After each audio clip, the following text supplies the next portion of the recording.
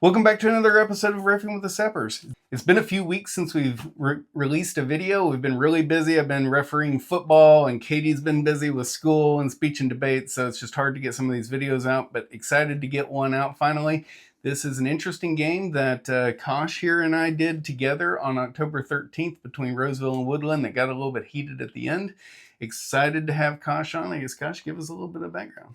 So I'm Kosh Graywell. I'm a third-year referee, and it was a really good game to ref, and I'm excited to learn from this opportunity and be on the channel with Scott. Yeah, so Kosh was the center referee for this match, and I'm really excited every time another official is willing to come and review one of their games on the channel. So let's see what this one brings us. So for this match, Kosh was the center referee. I was the assistant referee on the nearest side to the camera, which was also the side that Woodland was sitting on, and we had a good assistant referee on the far side who was on the side that Roseville was on. So let's go ahead and get this game going.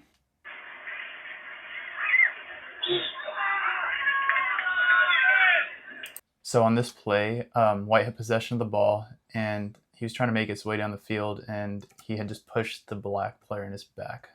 So it would be a black kick. Yeah, it looks like he just kind of, by gets position, gets in his way. Yeah. Yeah.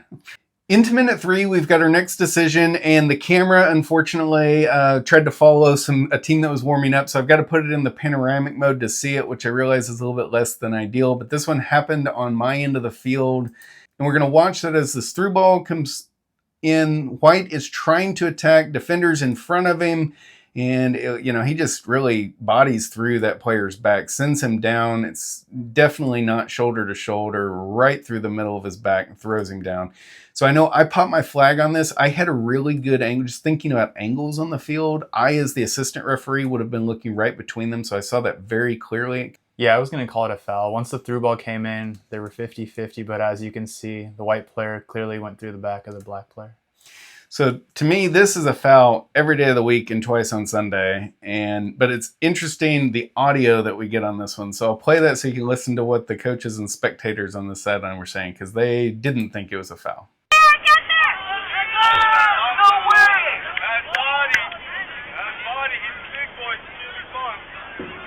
So I get kind of a chuckle out of that because it's, I know I'm going to call it a foul every time. Yeah. But it gives you a little bit of an insight to what maybe we were dealing with for a lot of the rest of this game. Into minute 7, we've got a point that's not really a referee decision for at least a foul on the field, but I want to show that there's a lot of play down here on this end of the field, but this person who's walking in the lower left hand of your camera, that's actually the coach of this Woodland team. And the technical area is well off to the right of this camera. Here in a little bit, a goal is scored. I'm going to skip over the sections where the goal is scored, but as they come back up to reset, I end up asking Kosh to come over and I basically just make him aware that that coach is outside of his technical area.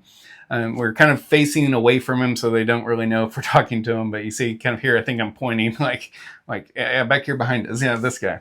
Yeah, so I had seen the coach outside the technical area for most of the game thus far, and he was just yelling at his team like normal coach stuff. It wasn't personally bothering me, but I'm glad that Scott made it known to me. And in my mindset, I was just going to go with, okay, we'll let him be outside his technical area. And the first time he does something wrong, I'll definitely let him know to go back to his technical area. Yeah, so maybe a little bit of grace, give him the benefit of the doubt to start with. But yeah, I think you'll see it later in the match. It does kind of become an issue here. So here's a through ball. The keeper got it first, and the Roseville player was running towards the ball. And as you can see, he definitely jumped, but where his arms were not in an unnatural position, and he was just trying to protect himself. Yeah, I know the Woodland team, after this, they complained about some handballs. They wanted every single time that it touched somebody's hand for a handball to be called, but people just need to understand that it's not a handball offense every time it touches a hand. And this is, I think, a good example of one of those cases. Like, his arms are close to his body. He doesn't really have much time to react, and it's natural to be protecting your core right in that situation. So I think this is a good no call. So now we're in the 13th minute. Roseville had possession. They sent a through ball in, and as you can see, the white player had possession of the ball, and the Roseville player with his right hand pushed the Woodland player from the back. I waited a little bit of time because Woodland did have the possession after, but as you could see, they lost possession. So I was originally thinking of playing advantage if they had gotten a through ball, but as they didn't, so we had a delayed whistle on this one. Going into the 15th minute, we've got a moment here. We're going to review a throw-in, which we don't normally review throw-ins on the channel, but this actually became an important kind of theme throughout this match where the Woodland team was upset at us as an officiating crew, almost kind of accusing us of not knowing what we're doing. But we're going to watch this player here take a throw-in, and he's going to throw it down towards the ground. But watch, he's got both feet on the ground, brings the ball cleanly over his head and just throws it towards the ground into play. So I'm going to IFAB and I'm going to Law 15, which has to do with the throw-ins, and I'm going to 15.1, which is the procedure for the throw-in. And at the moment of delivering the ball, the thrower must be standing facing the field, have part of each foot on the touchline or on the ground outside the touchline, and throw the ball with both hands from behind and over the head to the point, towards the point where it left the field of play. So going back to our video and just playing this again, every point of that criteria is met. And I know this is a common theme. Even some referees think this is a bad throw, but I don't know, reading the laws of the game, there is nothing wrong about that throw from everything I can see. And we're going to watch this coach. He gets upset here. He comes back, he looks at me, asks me why I'm not calling it. I think I end up even explaining it to him here. Let's listen to the audio.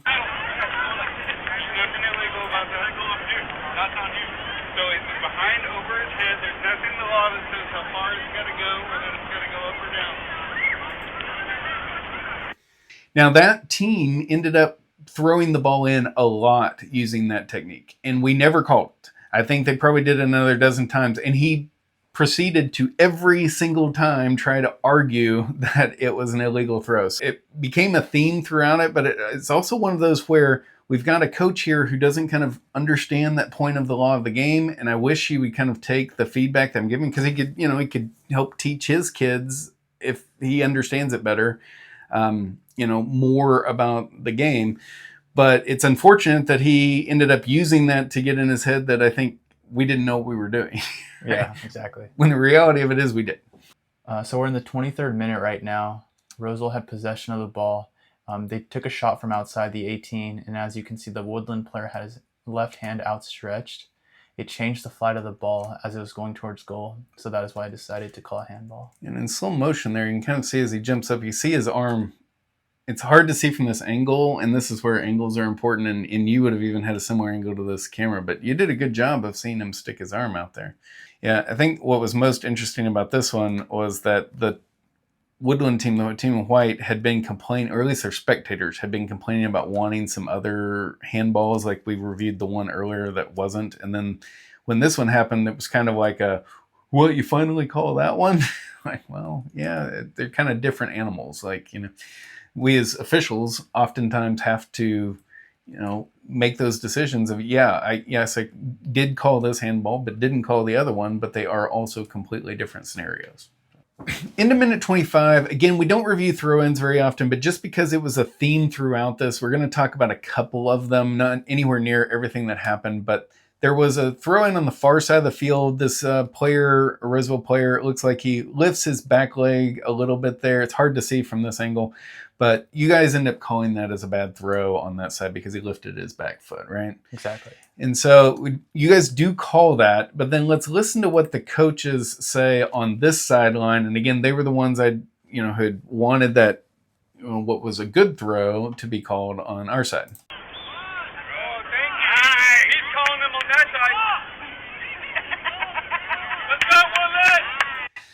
So, he's just like, hey, yeah, look, they're calling it over there. They're calling it over. But it's completely different scenarios. Like, that is a raise of the foot off the ground. So that's a bad throw. Whereas the one on our side was clearly, as we saw in the laws of the game, a good throw.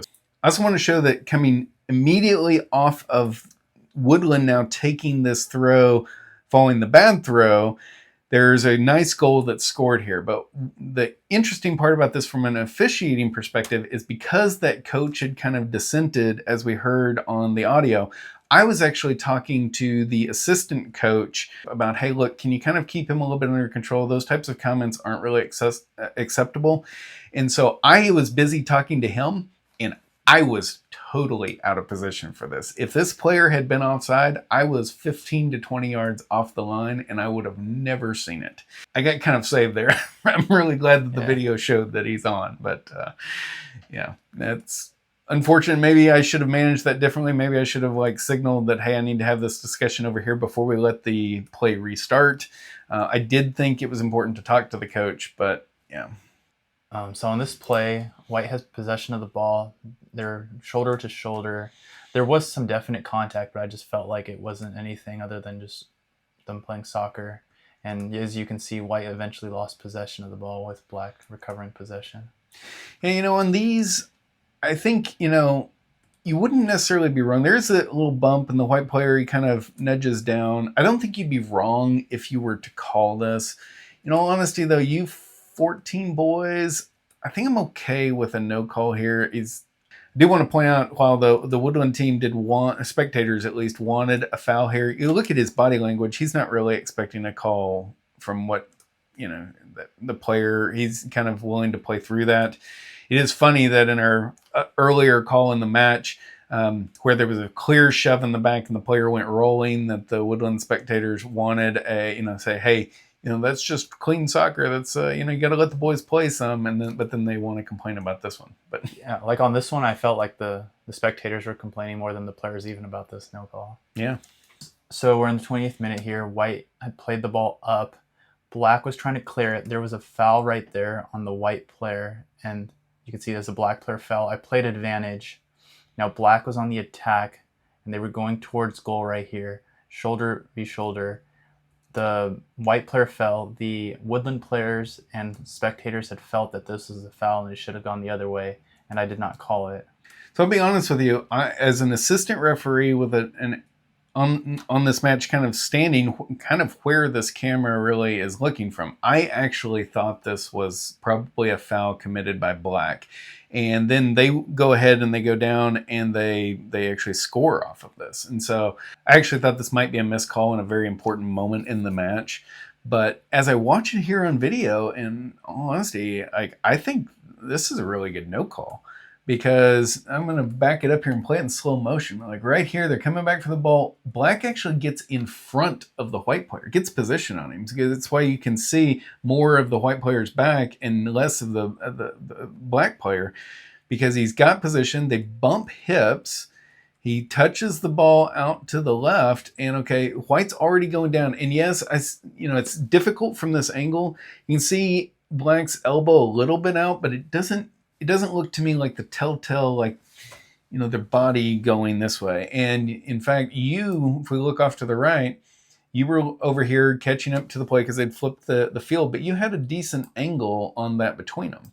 I think that's a really good no call, confirmed by the video. And as we talked about at halftime, I actually had thought it was wrong on the field, but I don't think it's wrong after watching the video. Yeah, from my angle, I could definitely see that Black was definitely in front of White. He had position and everything like that. And on this one, I could also understand the White team was definitely mad. More so mad because after this whole incident, Black had scored a goal. So I guess tempers were a little higher. Yeah. So we're in the 29th minute here. White had a through ball, or they had at least kicked into their own half. Black quickly recovered possession. And as you can see, as Black recovered possession, the White player stepped on the Black player's right foot. And it was a pretty clear-cut foul. I had really good position. I called a foul on White.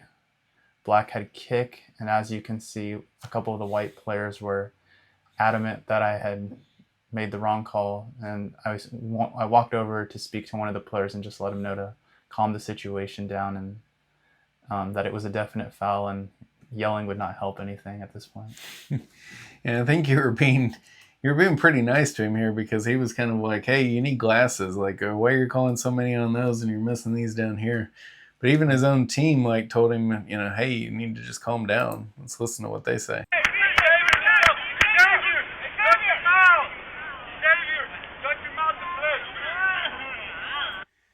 Now, what was interesting later is he gets subbed out shortly after this, and he comes to his bench. So I'm running that sideline in front of their bench, and I hear him talking, and I thought he was talking about somebody from the opponent getting in his face and saying something to him. But a little bit later, I realized he was actually talking about you as the referee, and complaining about, I'm not going to let somebody get in my face like that. And I'm like, dude, like there's nothing wrong with how you came and explained this. You weren't in his face. You came over and talked to him. So anyway. Yeah, I just felt like on that one, he's really heated and like don't really warrant a card. I felt like he could just calm down a little bit, give him a little warning, and just move on with the game. Yeah.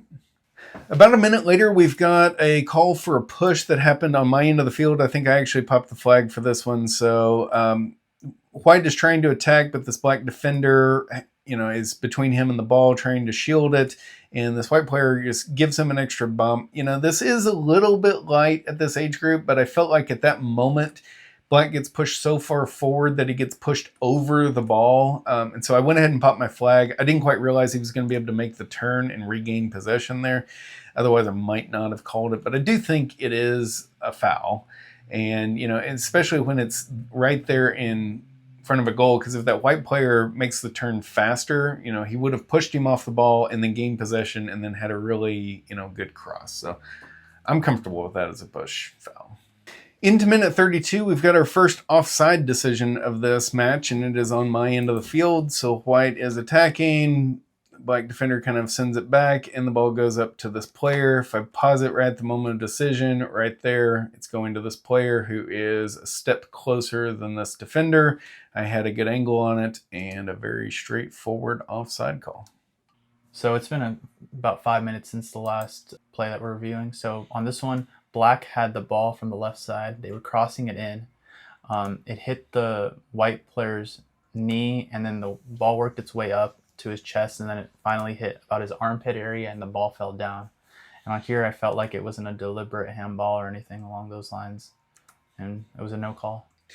Yeah, I know we've talked on the channel a few times about how, handball, there are considerations about if you play it off of a league, like you kick it or you head it or you knee it, and then it goes off to your hand, that more grace is given to calling that a natural position. It does look to me like it does eventually hit his hand and drop right at his foot, but I mean, it comes up off of his knee. In fact, if I play it in slow motion, you can see it. It goes boom right there off of his knee, up his stomach, and then, yeah, it does hit him on the arm there and drop down, but it already hit him in two legal areas, right? And his arm wasn't like way out, right? So it'd be a really tough decision to grant a penalty kick in that situation. I think I'm comfortable with that being a no call of, yes, it did touch the arm, but not a handball offense. And certainly not a PK. Yeah. And that one ended up being the last call of the half.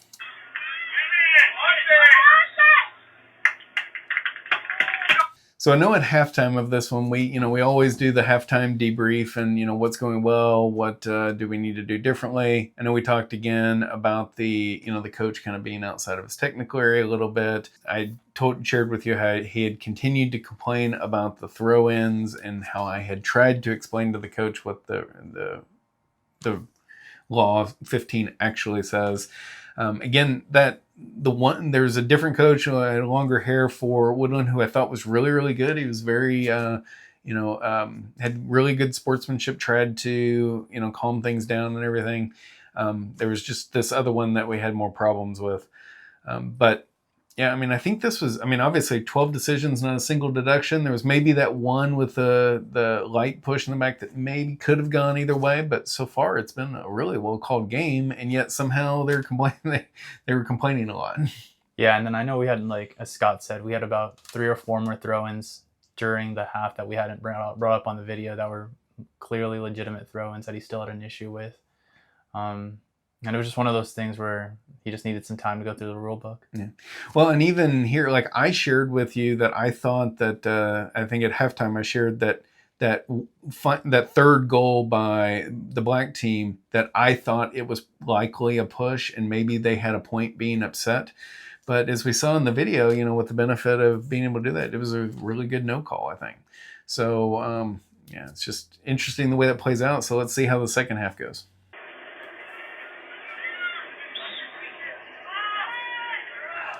Okay, so on this play, as you can see, White had a through ball. The white player got possession of the ball, and then he was fouled as he was going towards goal.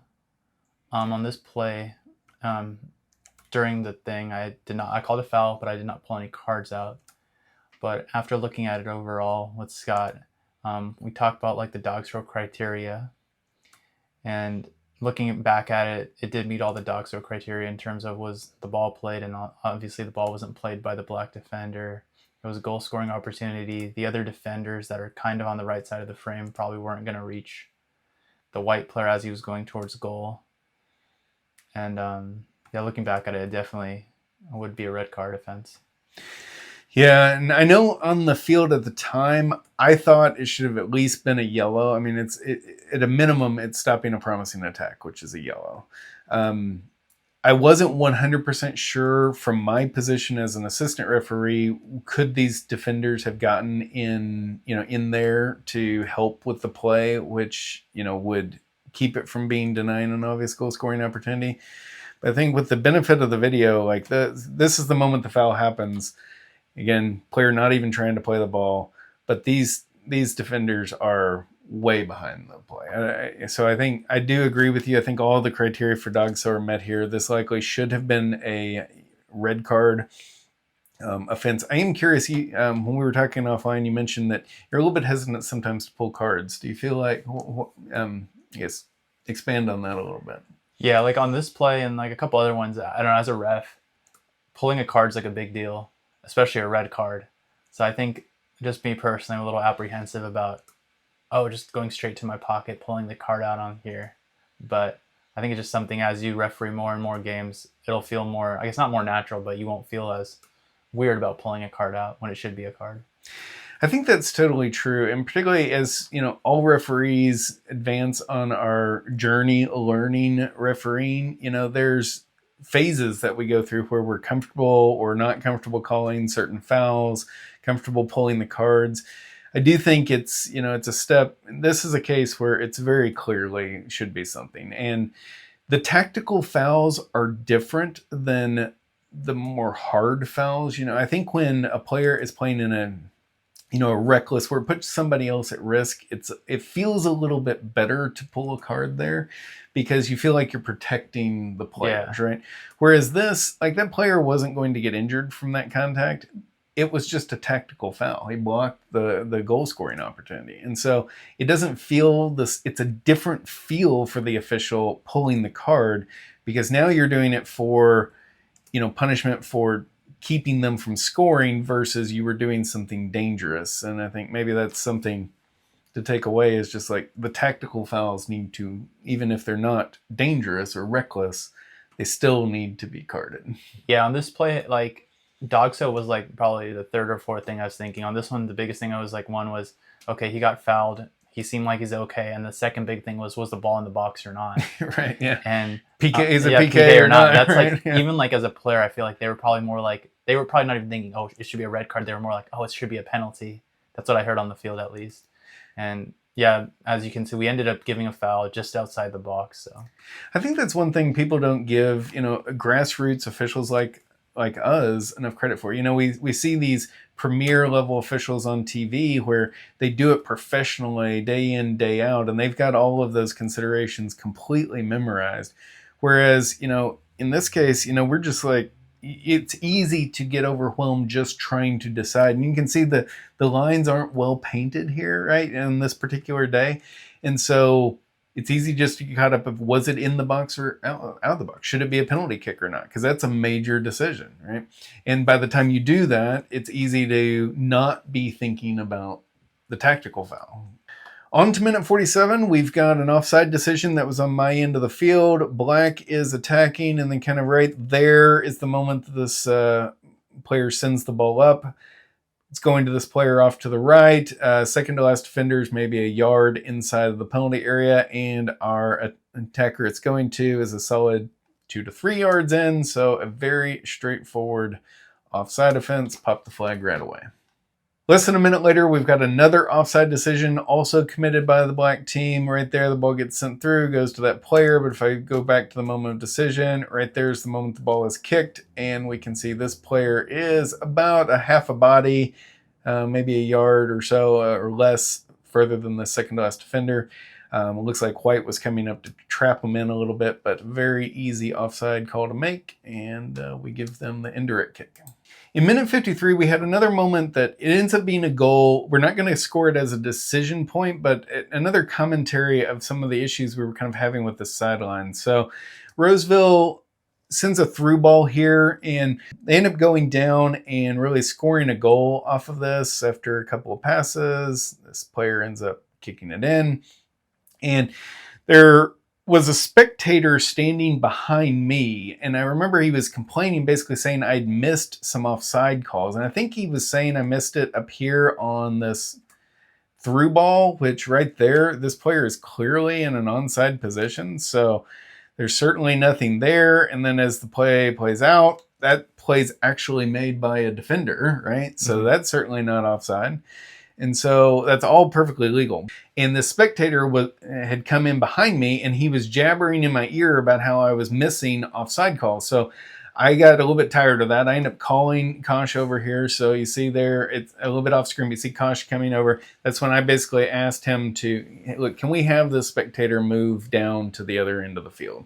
So basically just, look, I want to just enforce the seating rules. I'm having trouble with this sideline almost the whole game. And I just want to, like, look, fine, let's just stick to the rules that we've got. Yeah. This was kind of that first move there. I think in a little bit we're going to actually also ask the coach to make sure he stays in this technical area. But yeah, it's just kind of one of those like micro escalations. But again, I don't know why this parent is even complaining. We're in the 54th minute now. Black had possession with the ball. They were making their way up the left side of the field, and this was a pretty simple. White just clipped the Black player on his heel. Yeah, it doesn't go down there, but you can definitely see the leg kind of come out, and he clips him on the back there. Yeah. Especially since we had started having some escalations. I think that's a good one to go ahead and call. On this play, White had possession of the ball. They were going at it, and the Black player grabs the White player's right arm, and he gets fouled. Into minute 58, I want to show, I guess, an interaction that we had here on the sideline with the coach. I forgot to mention that when we asked the spectator to make sure they moved down to their proper seating area, that was also the moment that I think we finally asked the coach to move into his technical area, right? Because at that point, we were just trying to manage the sideline, get everybody where they were supposed to be. And so a little bit of time has gone by here, and now the coach, you can't really see him here on the screen, but he had been creeping back down to that end again, even though you had asked him, now please make sure you stay in your technical area. The story happens, but then afterwards I basically say, hey, can we just make sure the coach moves back down here? So let's listen to the exchange.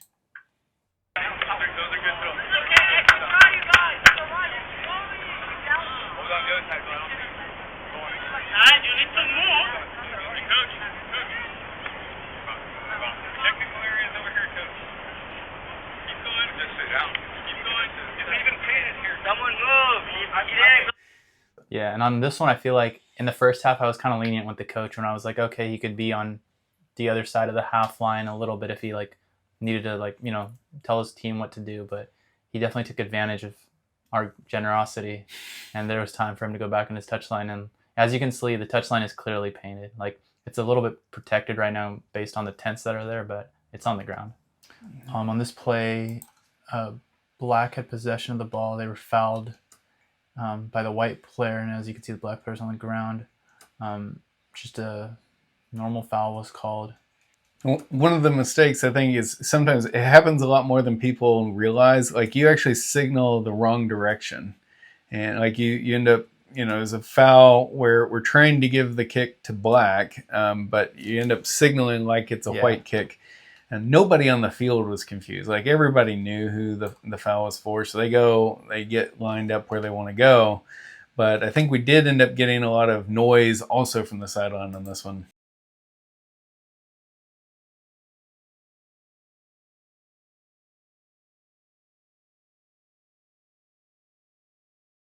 So I think, that kind of mistake, I honestly, it happens to me all the time where I signal the wrong way. The one thing I might suggest for you, Kosh, there is when you've signaled the wrong way, just tap your chest and then signal the correct way. Yeah. It's just a matter of, okay, is there something you can do differently mechanic-wise to make it clear, okay, I made a mistake, I'm correcting my mistake, and going.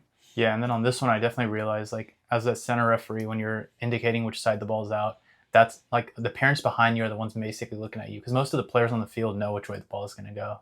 Right. So this one, I just made a mistake, and I should have. I'm pretty sure I verbalized it properly to the players that it was a foul, but it was just my hand signals were off. Letting the people who can't hear what you're saying, right? Yeah, exactly. So we're in the 64th minute here. White plays a through ball, and you can see they're jockeying for position. The black player kind of loses the ball. He lunges towards the ball, and then the white player just basically tangle the legs, gets pieces of the ball, and then they fall over together. And I had a pretty good position on the play. I just thought it was just a tanglement of legs, and so I decided to go with the no call on this one. So for me, I think, some of the spectators on this side wanted a call for like playing on the ground. I would like to remind everybody that playing on the ground is not a foul that is called out in the laws of the game. It's not mentioned anywhere in the laws of the game. What is mentioned is if you play in a dangerous manner, which can be a result of playing on the ground. And I think I probably would have called this as playing in a dangerous manner, because that player is on the ground and then he kicks out at this ball. And while he's doing that, it causes this white player, it looks like that extra action of kicking at the ball while he's on the ground causes that player to trip. So you could either call it for, I think, playing in a dangerous manner, or maybe even the trip. So I think, this is one where Kosh and I have talked about it offline. Let us know what you think. Like, would you call this here, or would you just kind of let this play? Tell us in the comments which one you're in. So we're in the 67th minute. White had possession of the ball on the right side of the field in their own area. They basically just had possession. Black player came in and tripped the white player. Yeah, they don't get a lot more straightforward than that one. So we're in the 69th minute. Black had possession going down the field right here. White comes in lunging, and clearly they did not win the ball, and they went through the player. So that's where the foul is called. Yeah, and you see this ball actually, it comes back to the left, but it comes off of the number 22 Black's heel. And so then all of that contact there is initiated by the defender who, he didn't make any contact with the ball. So I think that's a really good call. Now, what's interesting is if I zoom over here to watch the coach's reaction, he actually, when you call it, they start complaining, and he starts pointing at me like, look, your AR didn't even call it, and it was right in front of him. I think what he doesn't realize is that I'm not even looking at that point. If we go back, and right here, I'm actually looking off over here because I've got this attacker that could maybe make a run if he sends a cross in. And so that's really close to an offside decision. So I'm actually looking at that line and maybe out of the corner of my eye trying to look back, but I'm not even looking at this. So when he starts saying, hey, your AR is right here, how can you call that when your AR didn't call it?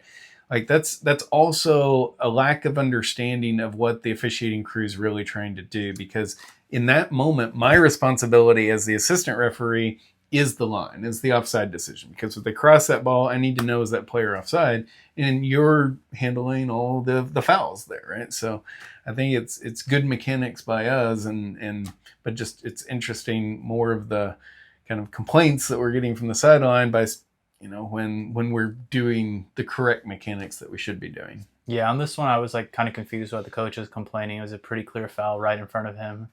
There's no doubt about it, and yeah.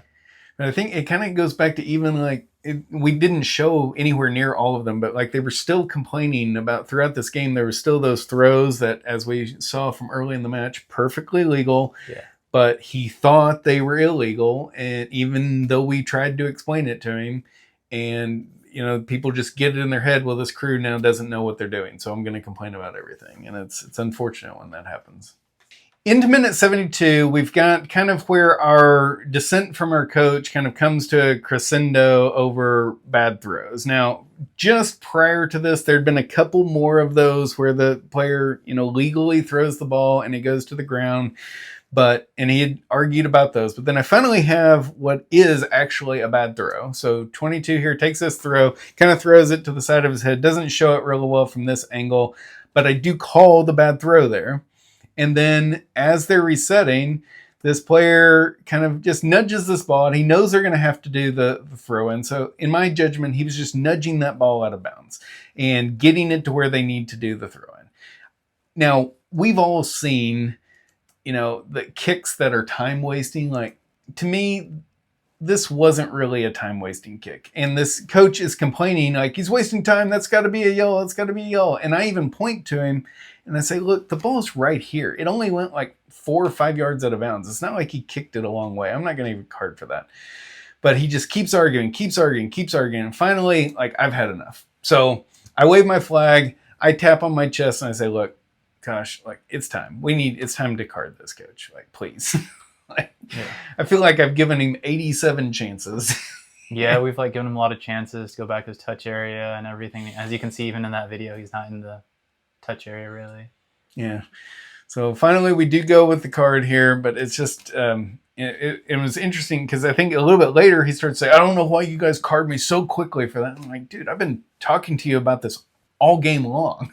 Yeah, like I think I've spoken to him right now. Like this is like my 4th time speaking to him, and then on the other side, I haven't even spoken to the Rizzo coach once. Yeah. So we're in the 74th minute right now. Black has possession of the ball along the left side, and he just gets tripped by the white player. Yeah, it looks like he's trying to stab that ball out. These are the kind of things like later in a match, it's worth watching for. Are players getting frustrated? But honestly, like, I don't know. It looks to me like he's trying to get the ball. I don't see a reason to consider a card there. Okay, so now we're in the 80th minute. Black and white are jostling for position right here. White clearly has the ball. They get fouled. The whistle was blown at this moment. So as a referee, I'm like definitely focused on where the positioning of the ball is here. And as you can see off camera, a black player lunges out at the white player with his cleats up, and the white player falls down. Just in terms of like the play happening, I kind of had a split view where I was mainly focused on the initial foul that I had called. I wasn't thinking in my head like, oh, they're going to definitely have another altercation further down the field. It was a dead ball at this point. And as you can see, it happened right in front of the white team's bench. So tensions have really escalated at this point. Yeah, and I know on this one, like as you said, your attention gets split here because we think it's a dead ball, and then we see this, and I only barely saw this. I was starting to move into the mechanics for where I need to be after the free kick, and then I start seeing, hey, there's still some players running. I better look over. I looked over just in time to see this play. If we zoom out a little bit, this player, he not only does he commit the foul, he then gets up and runs over, jumps at an opponent, which is super uncool. Would be a yellow card by itself. Now, it's a little bit off camera. You can see you come over just out of the corner of the screen here. And now it's off camera. You pull out a yellow card and you give it to him for that. Yeah. Now, as they're kind of queuing up, I rush in. I'm making sure I'm there in case there's any mass confrontations that happens. This is one of the coaches for Woodland. He was really good sport. He comes in, helps get players off the field, helps pull them back. I thought that was really good mechanics by him. Luckily, no spectators run on the field. But, you start kind of queuing up for next phase, and then that's when I call you over. Now, I know that you probably didn't see it that well because of what happened with the initial foul. But at this point, I know I said, like, look, I think he jumped out with a straight leg with his cleats up and got that player on the Achilles. Like, I honestly think that should be a red card for serious foul play. Now, you ended up sticking with the yellow, so let's talk through a little bit what you were thinking there as we were discussing. Because I'm still playing in real time. We actually talked for quite a while here. Yeah, so on this one, I saw the Roseville player come up and like kind of chested the other player, and then after that moment is when I pulled the yellow card out. But I didn't get a clear view on the kick out since at the time I had blown the foul on the other side of the field. But then after talking to Scott, I realized like, Scott did say it was a kick out. I just didn't see it. And I guess on here, it's just more of a mechanics thing where I didn't realize that I could rescind a card and then issue out another card after the fact. Yeah.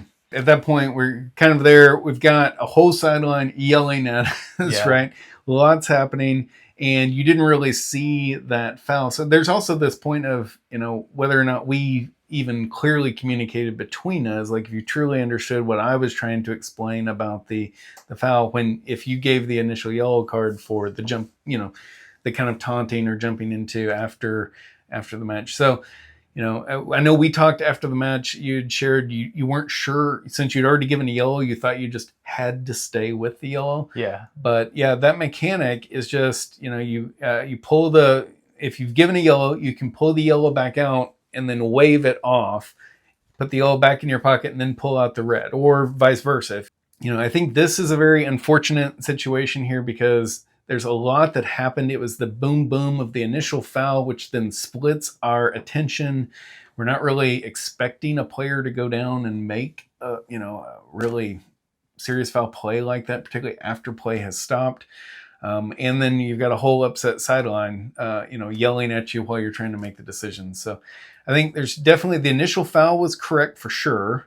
And then, you did at least finally give at least a yellow to that player, but I really think it should be a red for serious foul play. So that will be a deduction. And I think there's several points here you can learn, and all we can do is learn from the steps that we've had here. Yeah, and then definitely after sitting down and watching the replay, definitely I agree. Should have been a red card for dangerous play. The Roseville player was not going after the ball whatsoever. And that ended up being the final play of the match.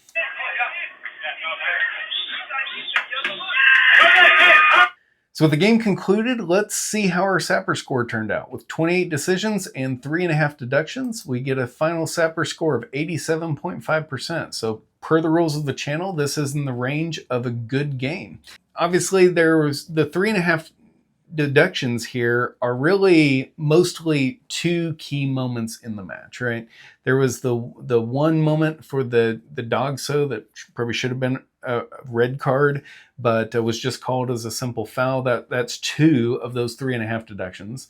And then there's a deduction here at the end where there should have been a red card. You give a yellow, but should have been a red for the behavior of that. I think it was number 3 for Roseville at the end of the match. And those were really kind of the two decisions. The other deduction was kind of a middle of the field play on the ground, which could have gone either way. So all the rest of the calls in this game were really well done. And but for some reason we seem to be fighting this sideline the whole game, like arguing with them. And I don't know if it started from their misunderstanding of the law of 15 and the throw-ins or what, but yeah, I felt like it was a pretty well officiated game. I could understand this last play where the foul occurred and then the kick out happened right in front of the bench, so tensions were definitely high. And then kind of Scott illustrated earlier where they were doing, Roseville was doing legal throw-ins that they assumed that were illegal. So I think it just kind of added more to the pot where they were had the throw-in issue not really been there, and then the fans were not really getting involved as much into the game, I think it would have definitely been a little different. And as a referee, it mentally takes a lot out of you to pull a card out even, and whether it be a yellow card or a red card. So I think on this one, especially on the dog so where it happened so fast that I did call the foul, for example, but looking back at it with all the dog so criteria, having all these camera angles that we have, it was definitely a red card. I think it was just more so me just mentally pulling out a card and sending someone off for something like that. And then on the second play here, it was just the play was so far away from me where I wasn't able to see the kick out as clearly as I should have. And I just saw the ramifications of it, what occurred after, where I could see where, in hindsight, it should have been a red card. That player should have been sent off. Well, and this channel is all about referees learning from our mistakes. I always say everything that I know for sure about the laws of the game, I know because I messed it up once, right? And so, we learn here. But I also think, throughout this match, I'd really like to see better behavior from the spectators as well, because in all honesty, this was a well-called game with a couple of decisions that could have gone differently. But it wasn't from beginning to end, it was poorly called. So, but thanks for joining us for this game review. And gosh, really appreciate you taking the time to come and do a review. It takes so much longer than people understand to sit down and do one of these reviews. And we don't make any money off the channel, so you're making exactly zero coming and joining us. But really enjoyed having you on this game review. Yeah, it was a pleasure to be here, Scott. And as Scott had said earlier, it was definitely a learning experience for me, and I'm sure other referees, especially young ones watching this on YouTube, will definitely have some talking points and hopefully the mistakes we made, we won't see them on the pitch next week. But join us back for our next game review. I'm Scott. I'm Kosh. And we'll see you out on the pitch. And this Woodland team they were complaining a lot about, they wanted handballs for a lot of stuff. I did the U9 State Cup for NorCal and Davis this weekend. And there was like a whole bunch of those girls throwing the ball in exactly like that. Nobody ever complained. Oh, that's good. It's like, well, the U9 girls know it. So this one, if he had been offside in this situation, I would have been totally fucked. If he had been offside, I would have never seen it. I was 20 yards out of position. Yeah, because I looked over to you, and then on this one, I also saw that the Roseville people weren't really complaining. Right. So I was like, okay, and it's like we're talking like within like 3 yards or something. Yeah, it's very small. I gotta tell you, man, I think that probably should have been a red card.